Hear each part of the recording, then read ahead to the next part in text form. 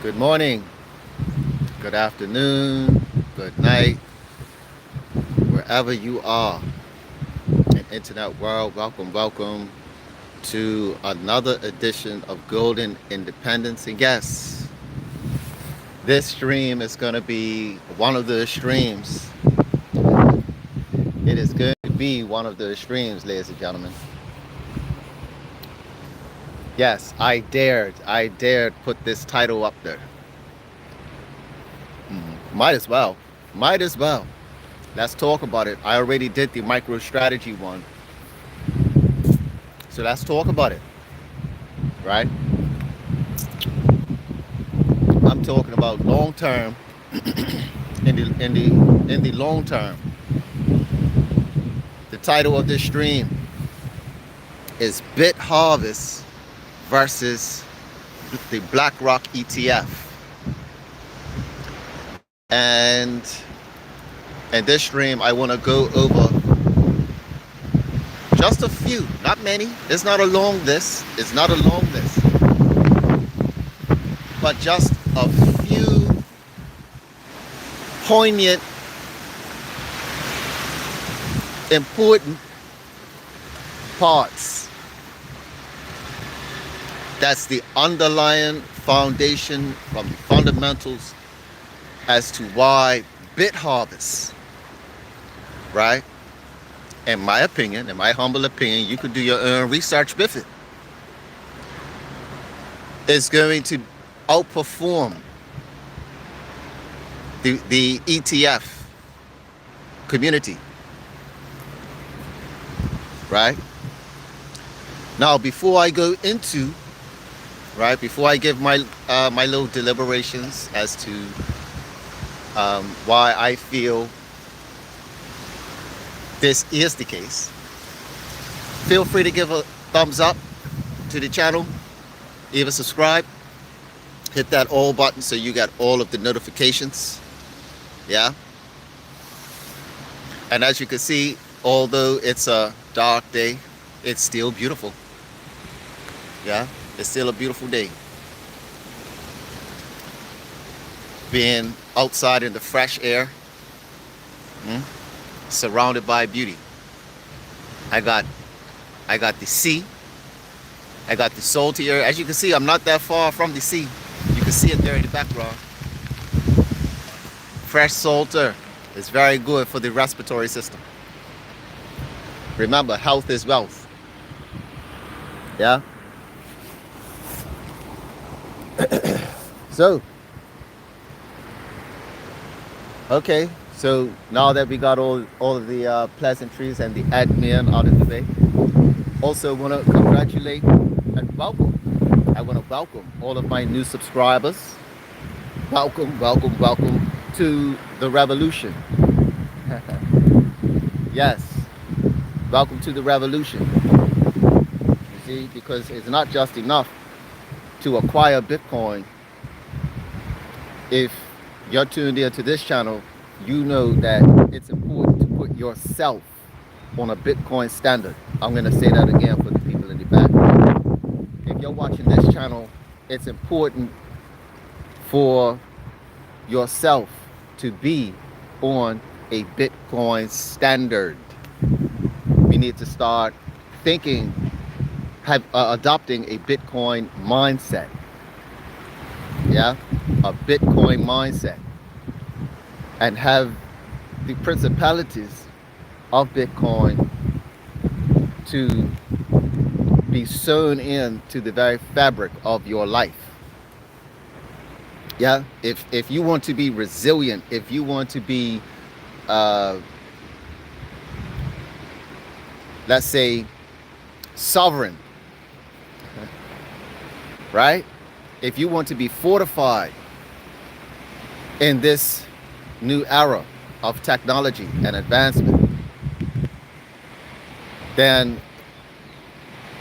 you will do well, my friend, to educate yourself about the Bitcoin space or the technology that is Bitcoin. Please do that. So now, here it is. The 7th of December, 2025, Bitcoin is over 100,000. $1 will get you approximately 900 Satoshis. You see how it's going down? You see how you get less Satoshis with $1? You see that? Like I said in many of my previous live videos, that everything is depreciating against the Satoshi, right? Everything's depreciating against the Satoshi. And we need to start thinking about things in Satoshis, right? So, now let's get into the title. BitHarvest versus BlackRock. This is where we're at, ladies and gentlemen. Why is BitHarvest, in my opinion, better than the BlackRock ETF? Well, number one, let's just start with the most obvious, just to get that out of the way. Just to get it out of the way. With BitHarvest, you actually hold onto the Bitcoin, i.e. the Bitcoin is yours, right? I'm going to say that again. The Bitcoin is yours. You have ownership over the Bitcoin. That means you can move it to whatever wallet you wish. You can send Satoshis to whomever you wish. Yes, you could send the Satoshis to your family, right? Because if one day, if one Satoshi becomes $1 trillion, you will be the new Joseph. You will be the Joseph of your family. You will be the Joseph of your clan. You will be the blessing of your generation by being a part of BitHarvest. You won't be able to do that, right, with BlackRock. Meaning, yes, you're taking part of the ETF and you have wealth there. However, the Bitcoin does in the BlackRock ETF does not belong to you, right? You cannot move your Bitcoin. You can only cash out the wealth that you've gained from the ETF. You can only cash out, which means you got the dollar value. Well, guess what? Not only can we cash out with BitHarvest, yet we get to move the actual asset. So how about this? By being a part of the BitHarvest opportunity, every one of us has the ability to be a BlackRock. Each one of us is like a miniature BlackRock. Why? Because, well, not necessarily, but because BlackRock has to use dollars every day to purchase, right? BlackRock has to they have to purchase Bitcoin, right? From the OTC market and through exchanges, depending on how much Bitcoin they're buying for that day. I just heard that MicroStrategy bought 1,000 Bitcoins yesterday. You see that? For those who are paying attention, MicroStrategy bought 1,000 Bitcoin yesterday. So how much Bitcoin is that? That's approximately 3 days worth of Bitcoin mining. You see? You see what's happening? So remember, 450. It's 450 coins that are mined every day. 450 coins are mined every day, right? So if MicroStrategy and BlackRock are buying coins from the OTC market, It has to be a certain amount where they don't disturb the market, i.e. from the OTC. So if the OTC says, hey, hey, we could only give you 2,000, or, we have 3,000 available, they'll take that 3,000 so that they don't disrupt the market. And then they'll have to wait another few days for the OTC counters to start stacking up their Bitcoin, right? So MicroStrategy and BlackRock, they'll probably buy something on Monday and then wait for Thursday and Friday to see how much more they could acquire without disrupting the market. But us over here with BitHarvest, we have an income producing asset that is mining Satoshis every day. See, we just put up funds one time and the machine does the rest, right? So we're mining Bitcoin. So we have an edge over BlackRock because they have to wait, right? While they're waiting for the OTC markets to build up, right? We're getting Satoshis daily. And soon, and really, really soon, the amount of Satoshis that we are acquiring daily are going to be worth tens of thousands, if not hundreds of thousands of dollars, of related dollars in value, if not millions.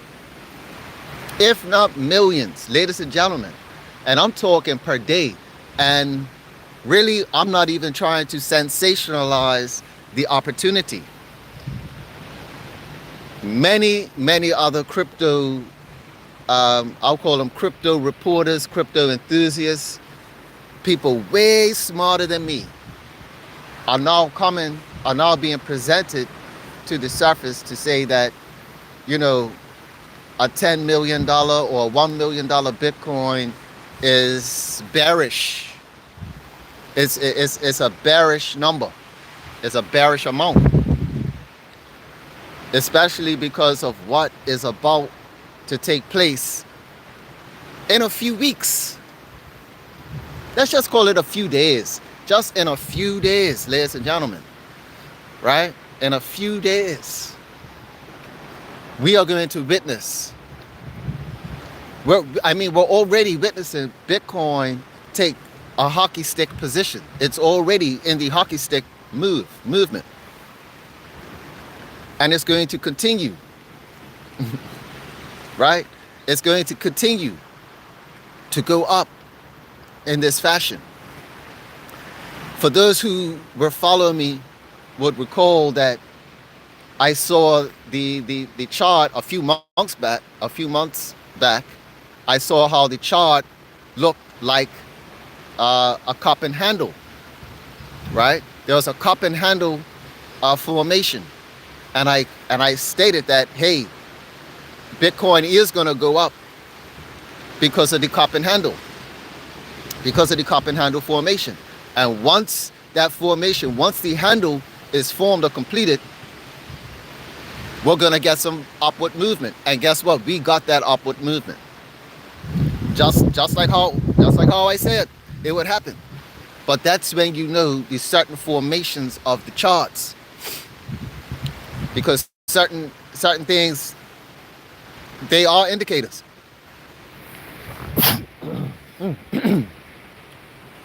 Woo, excuse me. Certain charts are indicators, like really bullish indicators. The cup and handle. Yes, you see that cup and handle?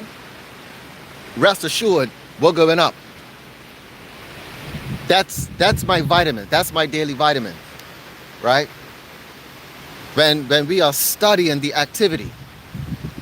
But now, with the news of countries getting ready to gear up their printing machines, they're getting the ministers in order. They're getting the cabinets ready. They're getting all the paperwork. They're getting the signatures. They're getting all the ink because it's full steam ahead with creating the SBR. Each nation is going to have an SBR. What's SBR? Strategic Bitcoin Reserve. And if nations are participating in a strategic Bitcoin reserve, shouldn't you? Shouldn't we? Because it's only under 2 million. It's less than 2 million Bitcoins on exchanges. And if it's 2 million Bitcoin versus a money printer, the average person doesn't have a money printer, ladies and gentlemen. I don't have a money printer. You don't have a money printer. Right?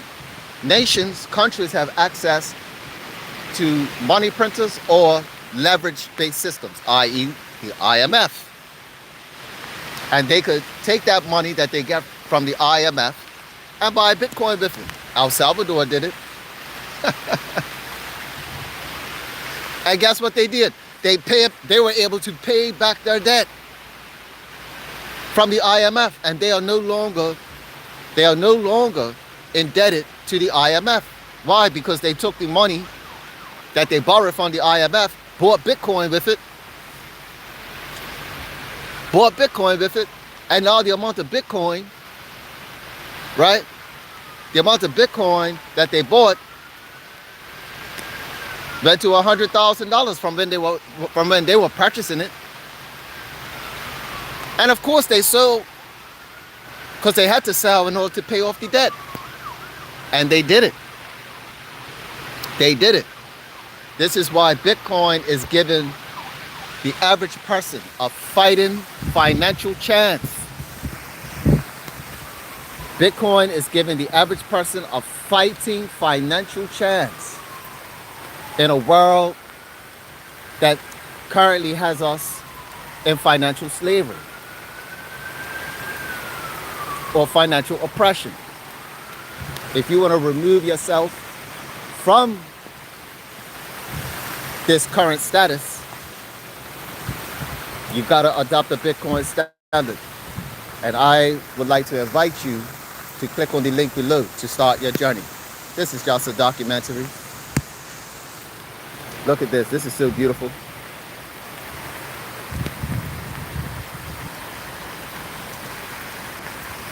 This is so beautiful. Does this rain? Oh yes, look at that. Ain't that glorious?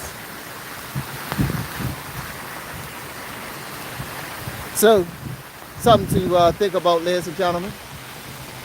But I'm going to get to another spot. And we're going to continue this conversation as to why BitHarvest over BlackRock. Bless up.